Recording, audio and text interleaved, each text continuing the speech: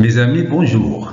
Alors nous continuons notre série sur la prise de décision pour partager avec vous mes idées, mes jugements après des décennies d'années d'expérience professionnelle dans le domaine de l'industrie et de la formation professionnelle. Je suis convaincu que mes expériences pourraient répondre aux besoins des personnes qui cherchent à enrichir leurs relations interpersonnelles, que ce soit en famille, au travail ou dans le domaine social en général. Le partage, c'est une valeur fondamentale. C'est une tâche parmi les plus universelles qui soient. La responsabilité. Il est clair qu'on est amené à prendre des responsabilités, même depuis notre enfance. C'est une compétence qui est intense, parfois difficile, mais noble car elle donne sens à la vie. Sadir Mustafa, je vous souhaite un bon visionnage de cette vidéo. L'art de la prise de décision est une compétence rare, il faut le dire, surtout actuellement. Ceci peut expliquer la genèse des élites, parce que l'élite, elle, sait comment prendre des décisions. Le pourquoi, le comment, quand il faut, quitte même à former des alliances pour y parvenir. Donc, c'est une compétence qui se travaille. C'est pour cela qu'elle est rare, parce que dans la masse des populations, rares sont celles qui maîtrisent cet art si noble pour être des leaders, de protéger et de guider les autres. Les années de formation académique, de lecture, de connaissances polyvalentes peuvent être un avantage certain pour faciliter son apprentissage, c'est-à-dire l'apprentissage de cet art, c'est-à-dire pour apprendre le côté théorique de cet art. Mais ce n'est pas suffisant pour garantir une prise de décision percutante, crédible et satisfaisante pour toutes les parties concernées. N'avez-vous pas lu ou entendu que ceux ou celles qui savent prendre des décisions équitables, tranchantes, sont la plupart du temps des personnes qui ont connu des émotions puissantes. Elles ont éprouvé des heurts et surtout des malheurs de façon continue pendant toute une période plus ou moins longue de leur vie, dans leur enfance, leur adolescence, à l'âge adulte et même au cours de leur vieillesse. Quoi qu'on en dise, le travail intelligent, le sacrifice, la persévérance dans le temps long, l'identification dans une communauté utile, la patience douce sont des outils de fortification d'un caractère saillant, bien armé, consolidé et nécessaire pour prendre des décisions ou se comporter socialement avec assertivité. Ce sont des outils qui motivent à l'adaptation à la vie sociale, dans sa singularité, sa diversité, et aussi à s'approprier les atouts d'une autonomie basée sur ses propres forces, sur la confiance en soi et l'attrait d'un entourage empathique et facilitateur. Là, on voit bien que l'individu bien aligné au milieu d'un ensemble, au milieu d'un écosystème où il y a une certaine interdépendance, cette interdépendance qui aboutit à l'apprentissage de l'individu, parce que sans le groupe, l'individu ne peut pas évoluer. Dans la dynamique de la société, l'individu ne peut s'enrichir que par le cumul des expériences. Nous parlons toujours de ces personnes qui se sont formées à prendre des décisions adéquates parce que leur décision est adaptée aux situations qui se présentent. Ce sont des personnes qui ont vécu intensément en dépit des déboires et de la gravité des mises en situation. des gens qui se sont façonnés dans les situations difficiles. Parmi ces situations, on peut citer une vie précaire, aléatoire, survivre malgré les vicissitudes de la vie que ces personnes éprouvent, à savoir manque de logement décent, pas d'emploi stable ou sans emploi, problèmes de santé, lourdes charges familiales, etc. Et ils les ont bien éprouvés de façon profonde, ce qui les a éduqués à être beaucoup plus responsables et beaucoup plus réfléchis.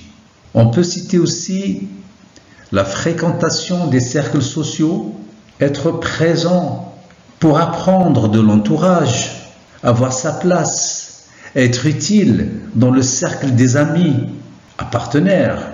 Là, je précise des amis partenaires. Les réseaux sociaux, vous avez aussi beaucoup d'associations où on peut apprendre à donner du sens à sa vie.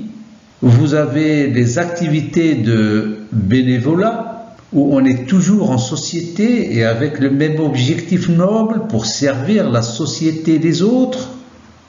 Et aussi, n'oublions pas les voyages organisés où on rencontre des personnes de différentes mentalités, différentes façons de se comporter, de penser, d'agir, de réagir et de manifester d'un intérêt pour le groupe et aussi de différentes cultures. On peut citer également le contact avec la nature et ses aléas. La nature est une école de formation.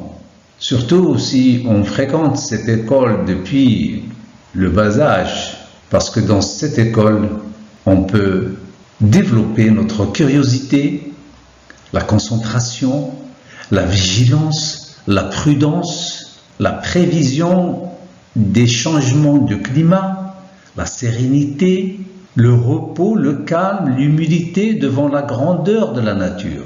Il ne faut pas oublier aussi le contact avec les animaux, qui font partie intégrante de la nature. Puis, vous avez les sports collectifs ou individuels.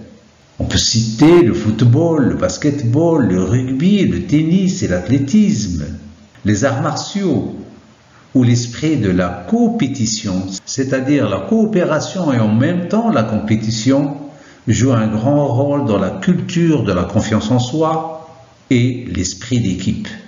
Enfin, mais ce n'est pas la fin, c'est-à-dire qu'on peut trouver d'autres avantages pour aider à la fortification du caractère, acquérir la confiance en soi et puis savoir prendre des décisions. On peut ajouter surtout les expériences dans les prises de responsabilité, à commencer par le giron familial et aussi dans le monde du travail. La famille. Toujours la famille. Et vous allez remarquer que dans toutes mes vidéos, je mets l'accent sur la famille parce que c'est la cellule de base de la nation. La famille a un rôle majeur dans l'éducation des enfants, dans la prise de responsabilité pour mieux les préparer à l'âge adulte. C'est dans ces matrices, si on peut appeler ça des matrices, ou si vous voulez des moules, que naissent les prises de décision de qualité, structurées, au point de devenir facilement habituelles ou routinières même, que tout le monde adopte et partage sans résistance majeure. Pourquoi? Parce que les décisions prises ont été déjà testées et appliquées plusieurs fois auparavant dans différents contextes. Là, les angoisses et les émotions ne seront plus nouvelles. De là, il faut dire que c'est une leçon à apprendre, quel que soit le domaine d'activité et la compétence y afférente, c'est-à-dire vivre le vécu, tester, appliquer, contrôler. Là, on arrive à la prise de décision qui devient programmée, structurée.